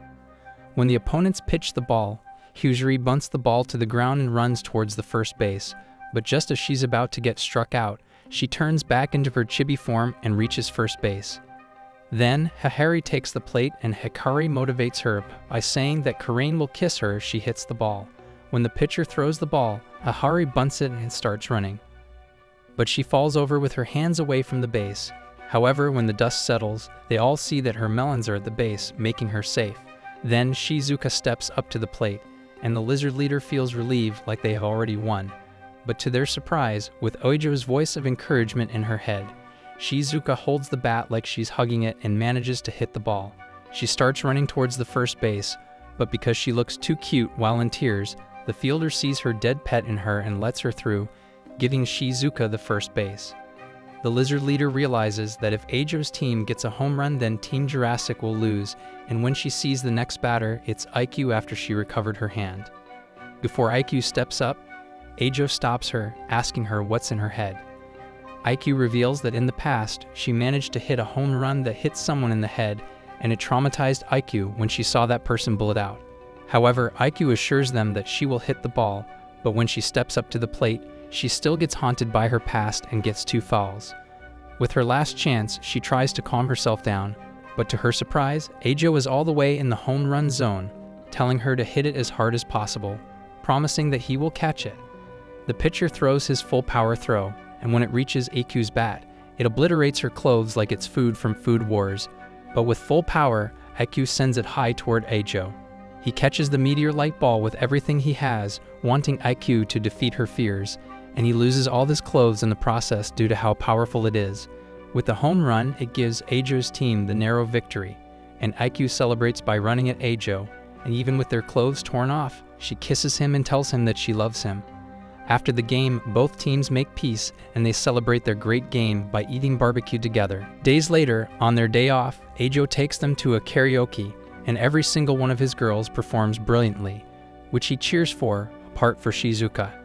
When she goes to get herself some drinks, she quietly sings by herself, but Eijo catches her and joins her singing. Shizuka expresses how she fears that her singing will make their ears bleed, but Eijo assures her, saying how singing karaoke is not about singing brilliantly, but it's about having fun even though she might sing horribly like Taylor Swift. Back in the karaoke room, Shizuka thinks hard about what she must do, but unbeknownst to all of them, Kusuri activates one of her potions, the potion that boosts someone's cuteness, thinking she'll get to use it and get everyone to see her as cute. However, to her and everyone's surprise, Shizuka takes the stage and holds the microphone, ready to sing a song. When she starts singing, her cuteness hits everyone like a truck, eating Eijo and Hahari, almost sending them off to an Isekai. The girls try to hold on, refusing to give in to the power of Shizuka's cuteness, but one by one, every single one of them falls to her overpowered godly level of cuteness. However, Eijo rises up, and as Shizuka's boyfriend, she refuses to let Shizuka feel sad seeing how everyone is on the floor due to her singing, so he decides to be supportive by singing with her in a duet. It pleases Shizuka that she gets to sing with Eijo, and while the others are overwhelmed by the sight of them, they sing together like creating a world of their own. It causes every single girl to get yeeted out of the building. But as they are falling to the floor, Eijo quickly catches every single one of them. Later, Eijo goes to admire a beautiful sculpture when a beautiful and busty blonde pops up beside him, saying how she's hotter than the sculpture, and when they lock yes, their souls intertwine as soulmates. The girl starts congratulating Eijo for falling in love with her, and she introduces herself as Mimi. She expresses how lucky Eijo is for falling in love with her, and tells him that his ugly-looking face needs an upgrade to be worthy of dating her. Then she transforms Eijo to look like your local pimp who'll probably rent your mom, but when Eijo looks at himself in a mirror, he realizes how he looks similar to Nano. Then they drink bubble tea together, and when Eijo catches Mimimi looking at his drink, he offers her to have a sip, but she refuses to do so out of fear of spilling his drink all over her beautiful clothing. Just then, Eijo notices how people are staring at them, and when he asks why, Mimimi informs him that people can't help but look at the most beautiful thing there. However, she expresses how she once saw someone even more beautiful than her, and when Eijo hears that, the person who comes to mind is Nano. From a table across from them, Another couple is jealously gossiping about them, saying how all of Mimimi's beauty can be erased by a wet wipe. When Ijo tries to defend her, Mimimi tells him not to, saying how beautiful people like her should never feel offended, as their beauty is a product of the hard work they do daily, which makes their beauty earned and not given. Her words pisses off the jealous couple, so the guy approaches with his drink, wanting to dump it all over Mimimi, but when he does it, to Mimimi's surprise, Ijo takes the hit, ending with his clothes dirtied. Suddenly, security pops up and chases the guy for attempting to assault someone, but when the jealous guy is running away, he slips on his own spilled drink. However, Ijo catches him from falling, which shocks the guy, and he asks Ijo why he's helping him after he ruined his day. Ijo tells him that he only ruined his clothes and that he understands how the guy feels for wanting to look cool in front of his girlfriend. It touches the guy's heart, making him cry out of guilt, and he and his girlfriend both apologize to Ijo for what they did. From behind, Mimimi takes off Ijo's white wig and tells him that he is truly beautiful from the inside. She apologizes for forcing him to fit her mold and asks him to be her girlfriend. While Ijo accepts her feelings, to her shock, he reveals that he is already dating 9 other people, but when Mimimi hears how she's going to be her 10th girlfriend, which to her is a pretty number, she agrees to date him. Just then, Shizuka and Nano pop up after they visited the bookstore, but as Ijo is about to introduce Mimimi to them, Mimimi tells Ijo how she recognizes Nano. She reveals how Nano is the person who humiliated her and surpassed her beauty, and she refuses to join any community that Nani is a part of. However, she still wants to date Ijo, so she challenges Nano to a beauty search contest with the winner leaving Ijo's harem, and to everyone's surprise, Nano accepts her challenge to win over Ijo. Years ago, both Mimimi and Nano competed in a beauty contest, and just as Mimimi thought she had won, the victory went to Nano as the ultimate beauty. While disappointed about the loss, she took it gracefully and held out her hand to Nano, asking for friendship, but Nano denied her friend offer, deeming it worthless and not efficient, which left Mimimi in pain. Today, they compete in a beauty search contest to determine which of them will quit Ijo's harem, but before they get started, Karain comes in clutch and demands that they explain to her and the viewers what a beauty search contest is. Mimimi explains that a beauty search contest is when 2 competitors, meaning her and Nano, compete in finding things that are beautiful from their subjects, being Ijo's girlfriends, and with Ijo as the referee, what he determines to be more beautiful will get the competitor the point. They start the battle with Karain as the subject, and while she doesn't want to be the subject, both competitors start naming things about her that are beautiful, which makes Karain fold. They continue the battle through the girls one by one, naming beautiful things about them from their melons to their lips and to their vertical lips, which results in Nano taking the lead. The next subject is Shizuka, and Nano feels confident that she will win this round and the whole contest after being the person who is closest to Shizuka. But when it gets to naming things about her that are beautiful, she keeps mentioning cute things about her, which don't count as beautiful. The round ends with Mimimi getting the point, making it a tie heading to the last round, which is Ijo as the subject. With Mito as the referee, she starts the round, and Mimimi starts the battle by calling Ijo's thick eyebrows beautiful, but when Mito is about to give Mimimi a point, to everyone's surprise, Ijo's eyebrows disappeared, and he reveals that he has shaved them. It forces Mito not to give Mimimi the point, and Nano takes this chance to call Ijo's well-tailored uniform beautiful. But to everyone's surprise, again he rips apart his clothes, forcing Mito not to give Nano the point.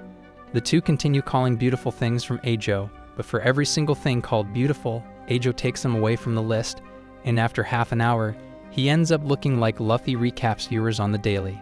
While everyone is confused about what's happening, Ijo declares that with no one gaining a point, neither competitor loses, so neither of them has to leave the group. However, Mimi rejects the decision, not wanting to accept a draw against Nano, so she declares that she will be leaving the group, but Nano stops her.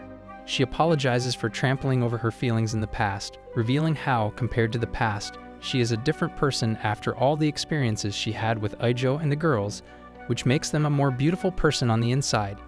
To return her gesture in the past, Nano holds Mimi's hand and asks her to be her friend.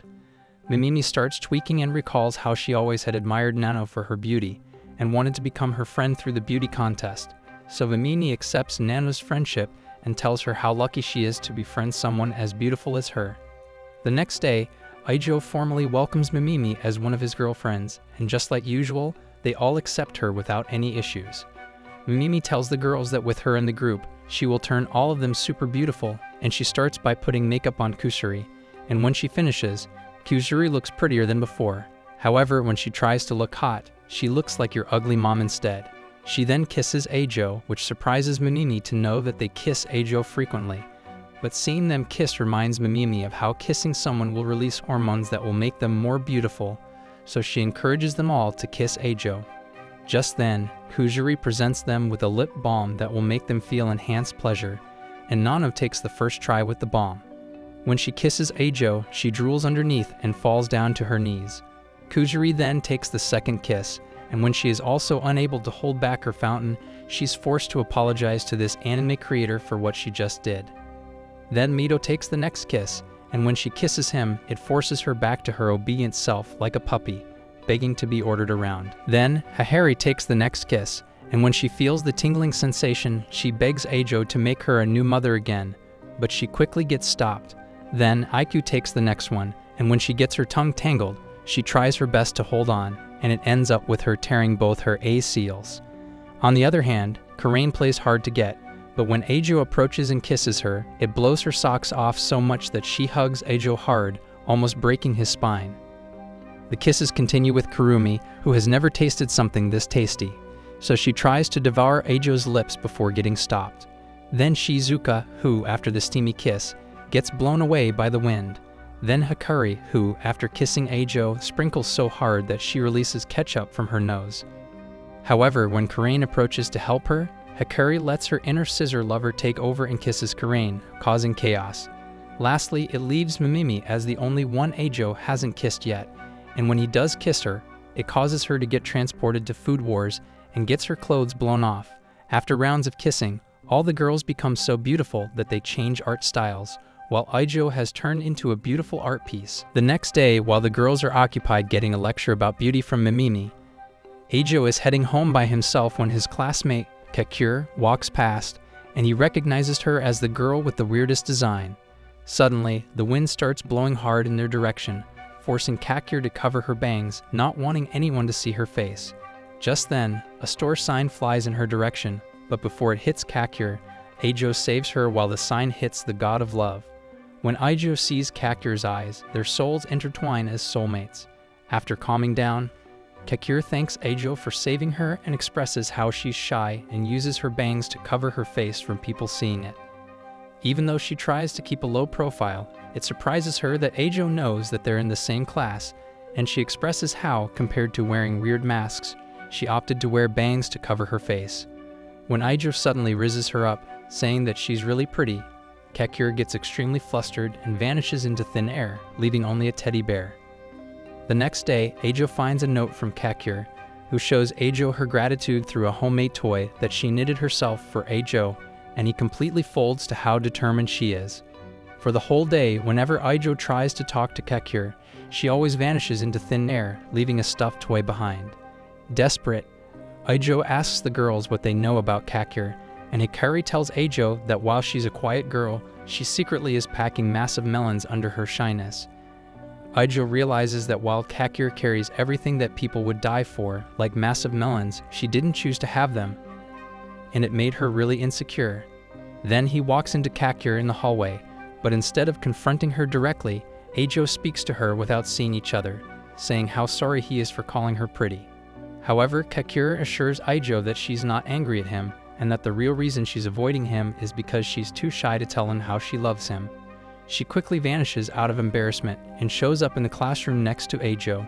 She reveals that her technique is a misdirection by using her dolls, just like what Kuroko does, and Ajo realizes that this anime's creator probably likes Kuroko.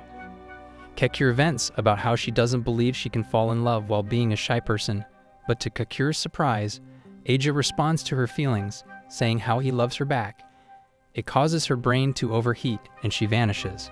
After that day, the story ends with Kakure being the only girl in this anime Ajo fails to save, but Ajo rejects that story and creates his own, one where he succeeds in winning Kakure's heart. In class, he sees that Kakure hasn't gone home, but because he can't find her, he realizes that she should be behind him. When he looks back, he finds one of her dolls, further proving that she has been behind him all this time. To find her, Ajo keeps looking around the class in quick succession, and while all he can see are her dolls popping up, he refuses to give up. It ends with Kakir getting tired and hiding behind the curtains, but Ajo finds her easily, stating how he knows she will get tired eventually. Ajo uses his godly reason and tells Kakir that no matter where she hides, Ajo will always find her and that she can fall in love with him without feeling inadequate. Just then, her binder rips, revealing jiggle physics of the gods, and Ajo realizes that both Hahari and Hikari have been outclassed completely in the melon department. The next day, Ajo introduces John Cena as his newest girlfriend as no one is there, but from behind Ajo, Kakir pops up, revealing herself as the newest girlfriend. She hands them all homemade dolls she made that resemble each person, and they all accept her happily. Just then, Ajo suggests that, since Kakir is great at hiding, they play hide and seek. But Hahari adds another stipulation, and that the winner gets a kiss from Ajo. Then, the game starts, and after Ajo counts 5 minutes, he goes looking for them. Ajo walks past IQ and Mado, who are both hiding above Ajo, trying to hang from the ceiling, not wanting to get caught. Meanwhile, Hikari and Karain are arguing in the gym storage room about being in the same spot. Just then, Ajo walks in, and they hide under the same cover while in a position that your uncle did with your mom 9 months before you were born. They both start making happy noises, feeling tingly underneath each other's touches, and unable to hold back, they reveal themselves to Ajo. Then, the trio goes to look for the others, and when they enter the lab, they find Kusuri and Namimi both asleep inside a cabinet. They then go to the library and head inside the dark room, thinking that Shizuka would never hide there, but when they open a giant box inside, they find Shizuka alongside Nano. In the cafeteria, Kurumi is stuck hiding with Hahari under a table, and when the others show up, Kurumi ends up stuck between Hahari's melons. However, the smell and sensation make Kurumi starve, and when Hahari looks at Kurumi, she finds her drinking melon juice, causing them to panic and get caught. On their way back to the starting point, Nano finds puddles on the floor, and when they look up, they find both IQ and Mado, who have been up there for hours. It leaves them with only Kakir hiding, and that is when the vice president walks past them with her trolley. Ajo asks to look at the vice president's box, and inside, they don't find Kakir, but Ajo spots a doll there. He asks the vice president if she saw a vanishing girl earlier, and when she tells Ajo that she did, Ajo knows where Kakir is hiding. From the vice president's hair, Ajo pulls out Kakir, who has been hiding there, and reveals that he suspects that Kakir used misdirection on the principal to hide in her hair. The girls praise Kakir for her fantastic win, and Ajo is happy to see that through a game of hide and seek, his girls have become close. They declare Kakir as the winner and encourage her to kiss Ajo as her prize, but she expresses how she's embarrassed if everyone sees her kiss. After hearing that, Ajo tells the girls not to pressure Kakir and that she can do it another time, but when they all walk away and are not looking, Ajo kisses Kakir on the lips, causing her to vanish out of embarrassment again. That night, Karain dreams about how her tsundere, hard-to-get attitude causes Ajo to break up with her. She wakes up in cold sweat, and when she looks at their group picture, she thinks hard about what she truly wants to be. At school, Ajo brings a special love cookie for the girls, and while the others show interest, Karain plays hard to get, but quickly realizes how awful she is. Then, when Ajo offers it to her, she eats it while saying how she doesn't want it, and she questions why she can't simply thank him for his gesture. Then, while the group is hanging out, Kuzuri plays wrestle against IQ, and when she loses, she tries to find a potion to make herself stronger. However, she brings the wrong potion, and when she reveals that it's a potion that will reverse someone's tsundere attitude, Karain takes an interest in it. When nobody is looking, she drinks it, and when Kusuri accidentally gets yeeted and hits her, Kusuri and the others apologize on Kusuri's behalf, begging Karain not to get angry. To everyone's surprise, Karain reacts gracefully, and Kusuri is confused by what's happening.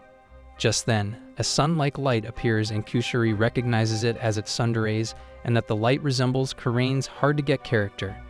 The light then disappears, and Karain acts like someone they don't recognize, someone who's very easygoing and friendly.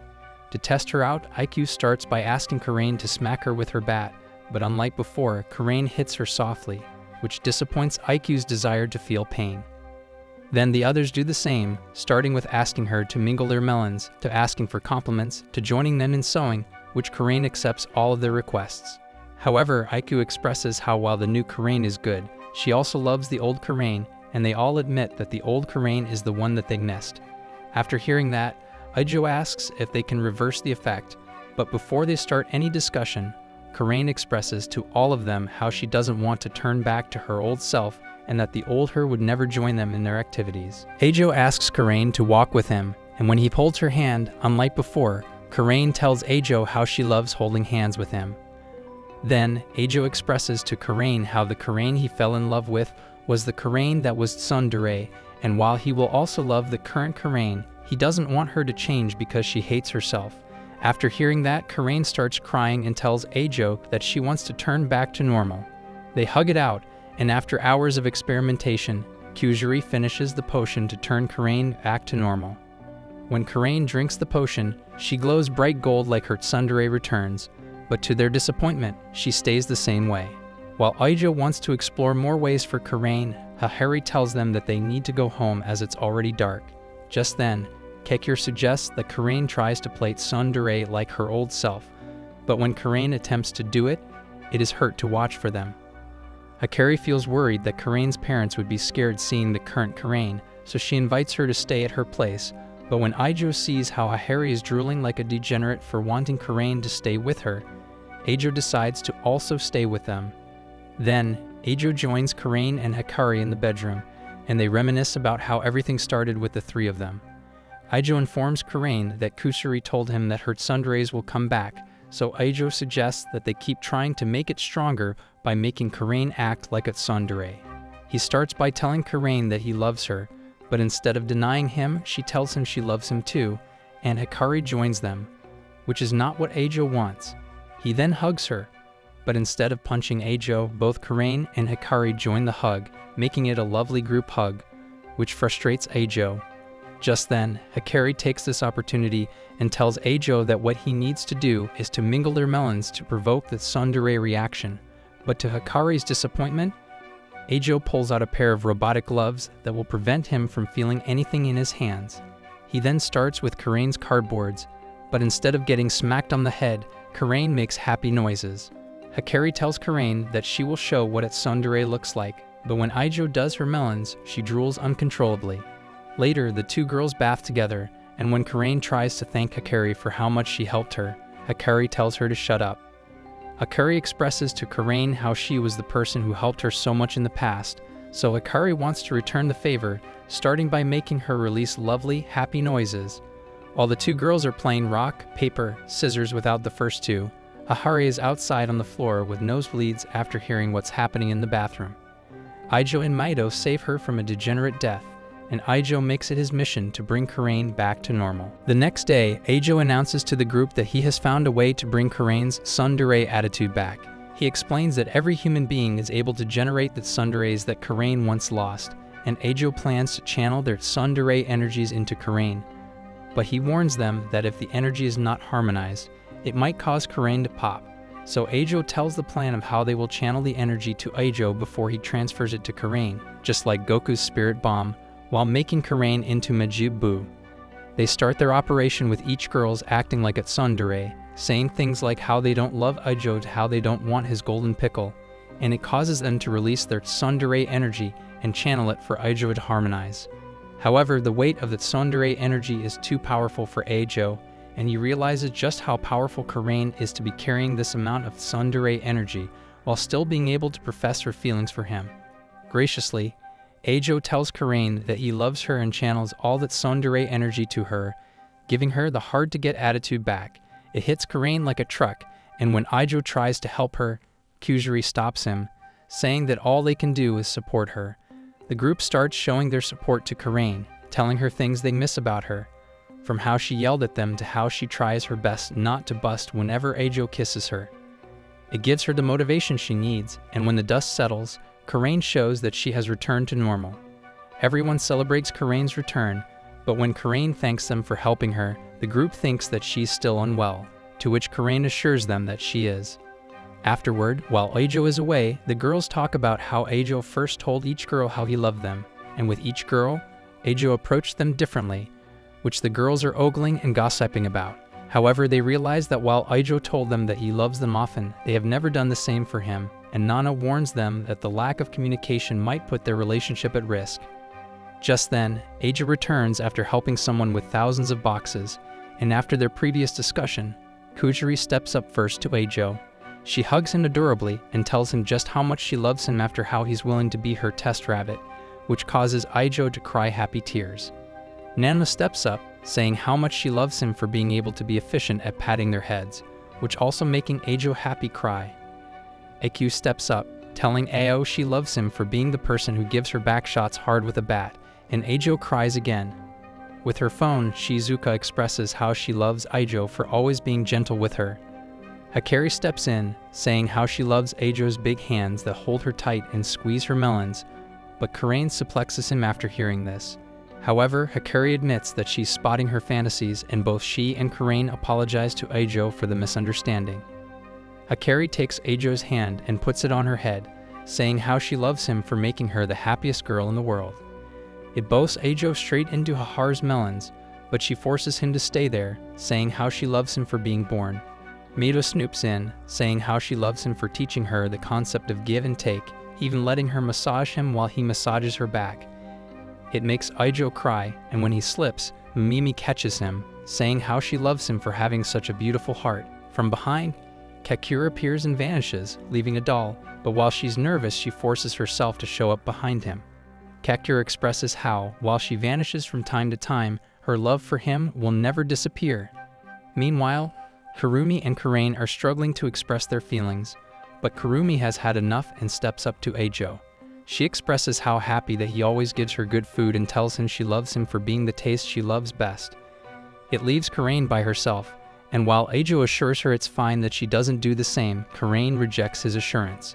Karain expresses to Ajo how, despite her hard-to-get attitude, she loves everything about him.